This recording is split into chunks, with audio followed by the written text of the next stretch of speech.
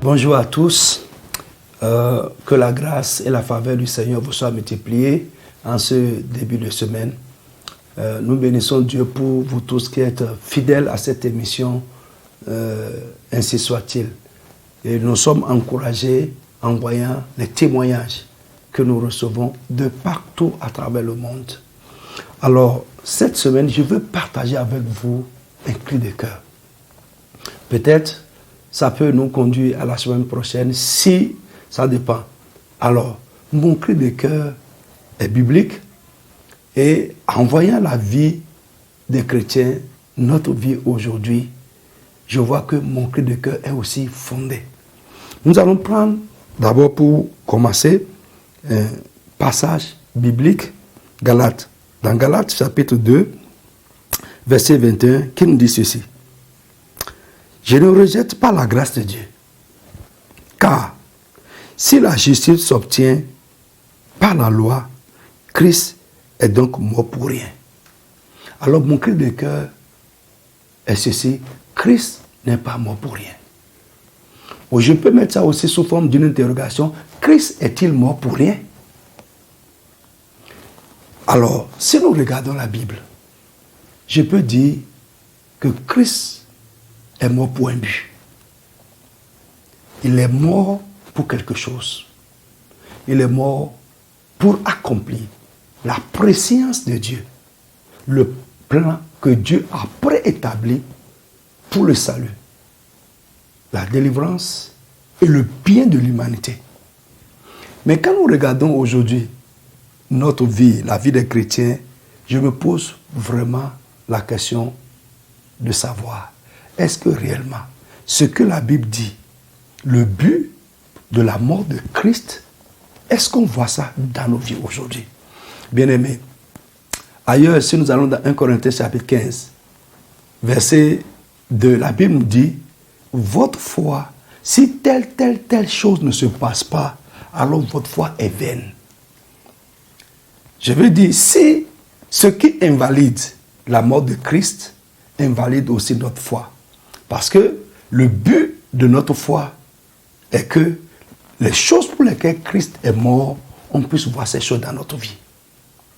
Alors, aujourd'hui, mon frère, passons un peu à l'écriture. La Bible nous dit premièrement que Christ est mort pour le pardon de nos péchés. C'est vrai, ça c'est abstrait. Est-ce que tu vois? Christ est mort pour notre justification.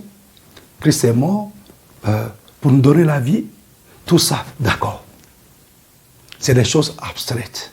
Nous ne pouvons pas vérifier. Ce n'est pas palpable. Ce n'est pas vérifiable. Ce n'est pas quantifiable. Mais il y a des choses concrètes pour lesquelles la Bible nous dit que Jésus-Christ est mort. Mais pourquoi, dans la vie des chrétiens aujourd'hui, on ne voit pas ces choses? Pourquoi la mort de Christ est une histoire comme la mort de Bonaparte, comme la mort de Béhanzin? Pourquoi? C'est un cri de cœur. J'aimerais que tu t'arrêtes un peu. Toi et moi, nous puissions prendre le temps et retourner à l'écriture. Est-ce que Dieu nous a menti? Ou bien il y a quelque chose qui ne va pas? Ou bien c'est notre foi qui est vaine, sans effet? Pour beaucoup de personnes aujourd'hui, c'est que Christ est mort pour le pardon de nos péchés. Correct, je suis d'accord. Christ est mort pour notre justification. Correct, je suis d'accord. Et les autres choses? Et les autres choses pour lesquelles il est écrit clairement que Jésus est mort. Alors, si on ne voit pas les choses pour lesquelles il est mort dans notre vie, c'est comme si sa mort est vaine. Sa mort n'a pas d'effet. Bien-aimé, je veux te mentionner, laissons le pardon des péchés. D'accord, je suis d'accord avec toi. Laissons la justification, je suis d'accord avec toi. Ton nom est écrit dans le livre de vie, tu as la vie éternelle. D'accord, c'est parfait. Et ce que nous pouvons vérifier, ce que les gens vont voir dans ta vie pour vraiment témoigner que vraiment Jésus est mort pour toi. Où sont ces choses dans notre christianisme d'aujourd'hui? Je dis bien que c'est un cri de cœur. Et chacun de nous doit s'auto-examiner. Nous devons prendre notre Bible et prendre notre vie. C'est comme ça que j'aimerais te demander de faire. Prends ta Bible et prends ta vie et regarde les choses que la mort de Jésus-Christ doit produire dans la vie de quelqu'un qui croit. Et regarde à ta vie, à toi aujourd'hui. Alors, j'aimerais que cette semaine, ma prière pour toi est que la mort de Jésus ne soit pas vaine dans ta vie. Cette semaine, j'aimerais que tu entres en toi-même et que tu examines ta vie. Non, la foi, ce n'est pas aveugle. Non, non, la foi n'est pas aveugle. Examine-toi cette semaine. Regarde, bien-aimé, j'aimerais que tu me suives sur 2 semaines. Prends rendez-vous avec moi le lundi prochain. Pardon, ne manque pas ce rendez-vous-là. Ces 2 émissions peuvent créer quelque chose de surnaturel dans ta vie. Peut-être que Satan est en train de tromper quelqu'un. Satan et ces démons sont en train de te voiler. Et tu es dans la foi, mais on ne voit pas les effets de la foi. La Bible dit, est-ce que notre foi serait vaine? Alors nous croyons pour rien. Et si tu crois pour les choses abstraites, les choses qu'on ne peut pas vérifier, alors pose-toi des questions.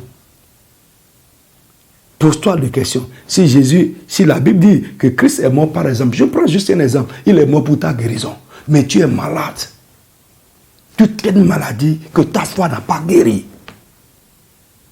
Alors, est-ce que tu es sûr que tes péchés sont pardonnés? Prends rendez-vous avec moi pour le lundi prochain. Mon frère, cette semaine va être une semaine bénie pour toi. La grâce et la faveur vont t'accompagner. Tout ce que l'ennemi est en train de faire pour invalider la mort de Jésus dans ta vie sont anéantis cette semaine.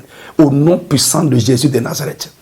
Les gens autour de toi, à partir de cette semaine, vont commencer à voir les choses pour lesquelles Jésus est mort dans ta vie. C'est mon cri de cœur, c'est ma révolution. Que Dieu te bénisse. Bien-aimés, voyez notre numéro est en train de passer. Vous pouvez nous appeler sur ces numéros pour recevoir de l'aide, pour que nous puissions prier avec vous. Alors, bien-aimés, nos différents lieux de réunion sont ouverts.